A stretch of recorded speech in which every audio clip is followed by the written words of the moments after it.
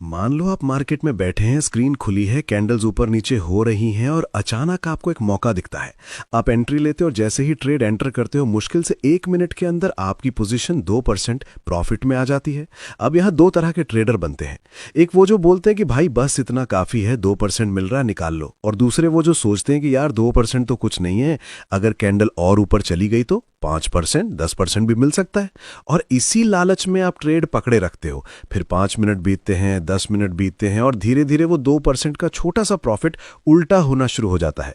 Candle वापस नीचे आती है, प्रॉफिट जीरो होता है, फिर -1, -2, और देखते ही देखते वही ट्रेड जो आपको 2% का गेन दे रहा था अब 15% का घाटा दिखाने लगता है। स्क्रीन देखते हुए अंदर ही अंदर एक अलग ही बेचैनी होती है कि यार ये क्या किया, कब निकालना चाहिए था और मैंने कब तक पकड़े रखा। ये सीन सिर्फ आपके साथ नहीं हुआ, लगभग हर ट्रेडर ये चीज बार बार झेलता है। कई लोग तो कहते हैं कि ये स्टोरी इतनी बार दोहराई जाती है कि ये एक ट्रेडिंग साइकिल जैसा बन जाता है। पहले प्रॉफिट दिखता है, फिर वो प्रॉफिट मिस होते मोमेंट्स में लॉस बनकर सामने आ जाता है। जब ये चीज बार बार होती है तो एक बात समझ में आती है कि शायद हम बड़े प्रॉफिट के पीछे भागते हुए छोटे छोटे प्रॉफिट को इग्नोर कर देते हैं, और यही गलती हमें बार बार घाटे की तरफ ले जाती है। और यहीं से एक बहुत बड़ी सोच पैदा होती है कि क्यों हम बड़े मूव के पीछे भाग रहे हैं जब छोटे छोटे मूव भी तो मार्केट में बार बार आते रहते हैं। यही सोच धीरे धीरे एक ट्रेंड में बदली और आखिर में एक पूरे ट्रेडिंग स्टाइल का नाम बना, जिसका नाम है स्कैल्पिंग। स्कैल्पिंग ट्रेडिंग यहीं से शुरू हुई जब ट्रेडर्स ने समझ लिया कि बड़े मूव हर दिन नहीं आते, लेकिन छोटे मूव हर टाइम आते रहते हैं। अगर हम लगातार छोटे पॉइंट पकड़ ले तो दिन के अंत तक भी अच्छा खासा प्रॉफिट बन जाता है, और वो भी बिना मार्केट में ज्यादा फंसे हुए। अब समझो कि स्कैल्पिंग असल में है क्या। बहुत से लोग इसे एक ट्रेडिंग टाइप समझते हैं, लेकिन असल में स्कैल्पिंग एक ट्रेडिंग स्टाइल है, यानी ट्रेड करने का तरीका। इसमें आप ट्रेड में सेकंड्स या कुछ मिनट के लिए रहते हो, ज्यादा देर नहीं। आपका फोकस सिर्फ छोटे मूव पकड़ने पर होता है, जहां आप एक छोटा सा प्रॉफिट लेते हो और तुरंत बाहर निकल जाते हो। यानी आप मार्केट से छोटे छोटे हिस्से उठा लेते हो और वही छोटी छोटी जीतें मिलकर एक बड़े प्रॉफिट में बदल जाती हैं। यही कारण है कि स्कैल्पिंग को कई लोग कहते हैं कि छोटे छोटे जोड़ो और बड़ा बनाओ। स्कैल्पिंग का असली मजा यही है कि आप बड़े मूव के चक्कर में नहीं पड़ते, बस छोटे छोटे मौके पकड़ते जाते हो और पूरे दिन में एक अच्छा कलेक्शन बन जाता है। और मजेदार बात यह है कि स्कैल्पिंग किसी एक मार्केट तक सीमित नहीं है। चाहे ऑप्शन ट्रेडिंग हो, चाहे इंट्राडे हो, चाहे फॉरेक्स हो या कमोडिटी, कहीं भी स्कैल्पिंग कर सकते हो। बस आपके पास चार्ट होना चाहिए और उस पर छोटे मूव्स की पहचान करनी आनी चाहिए। क्योंकि बड़े मूव पकड़ना आसान नहीं होता। कई बार जब आप बड़े मूव की उम्मीद करते हो तब अचानक एक उल्टा मूव हो जाता है और आपका पूरा प्लान खराब हो जाता है। लेकिन छोटा मूव ज्यादा भरोसेमंद होता है क्योंकि वो मार्केट में बार बार आता है और आप चाहें तो कुछ सेकंड या कुछ मिनट में वो पकड़ सकते हो। अगर सोचा जाए तो इसका लॉजिक बड़ा सिंपल है।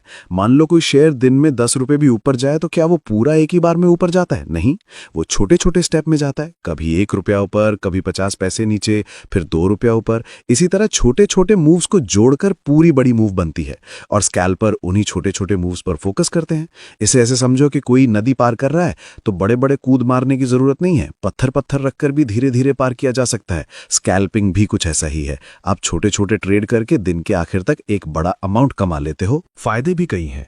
स्कैल्पिंग में आप मार्केट में ज्यादा देर तक नहीं फंसते, इसलिए कोई भी अचानक आने वाली खराब न्यूज, अचानक का मोमेंटम चेंज या कोई बड़ा गैप आपको ज्यादा नुकसान नहीं पहुंचाता। फिर हर छोटे मूव में प्रॉफिट मिलने की संभावना भी ज्यादा होती है क्योंकि छोटे मूव ज्यादा होते हैं, और स्कैल्पर्स को ट्रेड खोजने में दिक्कत भी नहीं होती क्योंकि चार्ट खुला कि हर कुछ मिनट में कोई ना कोई छोटा मूव दिख ही जाता है। तो यहां पूरे दिन सिर्फ इंतजार नहीं कर रहे, आप लगातार मौके पकड़ सकते हैं। लेकिन असली सवाल आता है कि स्कैल्पिंग की जाए कैसे, कहां से शुरू किया जाए, किन स्ट्रैटेजीज से किया जाए। स्कैल्पिंग एक स्टाइल है, लेकिन इसके अंदर भी कई तरीके हैं जिनसे आप छोटे मूव पकड़ सकते हो। कुछ स्ट्रैटेजी एकदम बेसिक होती हैं और कुछ एडवांस्ड। बेसिक वाले से सीखना आसान रहता है क्योंकि आपको कम इंडिकेटर समझने पड़ते हैं और आप जल्दी एंट्री एग्जिट रूल्स सीख जाते हो। इसी वजह से बेसिक स्कैल्पिंग स्ट्रैटेजी सबसे पहले सीखी जाती है। अब मान लो आप चार्ट खोलते हो और 2 मूविंग एवरेज लगा देते हो। मूविंग एवरेज क्या करता है? ये प्राइस का औसत निकालकर एक स्मूथ लाइन बनाता है कि आपको समझ आए कि मार्केट किस दिशा में मूव कर रहा है। अगर आप बहुत छोटे टाइम फ्रेम पर स्कैल्पिंग कर रहे हो, जैसे 1 मिनट या 3 मिनट, तो आपको प्राइस कई बार ऊपर नीचे होता दिखेगा जिससे कंफ्यूज हो सकते हो। लेकिन मूविंग एवरेज ये कंफ्यूजन कम कर देता है। अगर आप एक फास्ट मूविंग एवरेज जैसे 5 EMA और एक थोड़ा स्लो जैसे 20 EMA लगाते हो तो दोनों का रिश्ता आपको छोटे मूव पकड़ने में बहुत मदद करता है।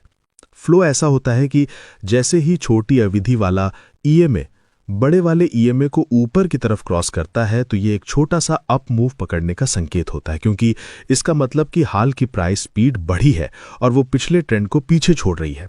ऐसे में स्कैल्पर तुरंत बाय लेते हैं और कुछ ही पॉइंट या कुछ सेकंड के बाद छोटा सा प्रॉफिट लेकर बाहर निकल जाते हैं। अगर उल्टा होता है यानी 5 EMA नीचे की तरफ 20 EMA को क्रॉस करता है तो ये एक छोटे डाउन मूव का संकेत होता है और स्कैल्पर वहां से सेल लेकर थोड़ा सा मूव पकड़कर बाहर निकल जाते हैं। यही मूविंग एवरेज क्रॉसओवर का बेसिक लॉजिक है जिसे स्कैल्पिंग में खूब यूज किया जाता है। लेकिन सिर्फ क्रॉसओवर देखकर ट्रेड लेना हमेशा सही नहीं होता। मार्केट कई बार छोटे छोटे शेकआउट करता है जिससे फेक सिग्नल मिलते हैं। इसलिए ट्रेडर्स अक्सर वॉल्यूम देखते हैं कि जब क्रॉसओवर हुआ तो क्या वॉल्यूम बढ़ा था या नहीं। अगर वॉल्यूम मूवमेंट के साथ जाता है तो वो मूव ज्यादा भरोसेमंद माना जाता है।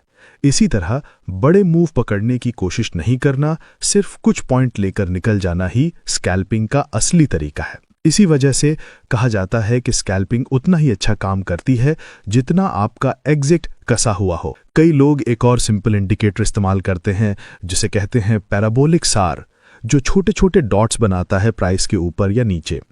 ये डॉट्स आपको तुरंत समझा देते हैं कि ट्रेंड ऊपर जा रहा है या नीचे।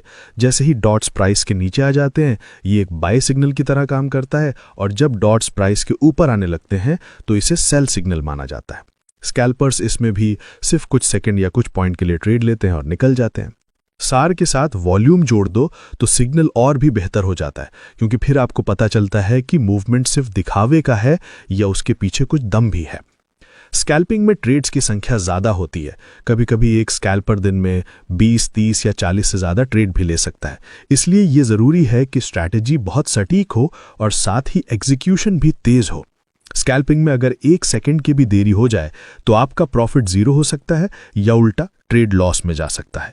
इसलिए स्कैल्पर्स हमेशा तेज प्लान बनाकर ट्रेड करते हैं और यही वजह है कि स्कैल्पिंग नए ट्रेडर्स के लिए थोड़ा मुश्किल हो सकता है, क्योंकि बिना डिसिप्लिन, बिना फोकस और बिना फास्ट एग्जीक्यूशन ये स्टाइल संभालना आसान नहीं है।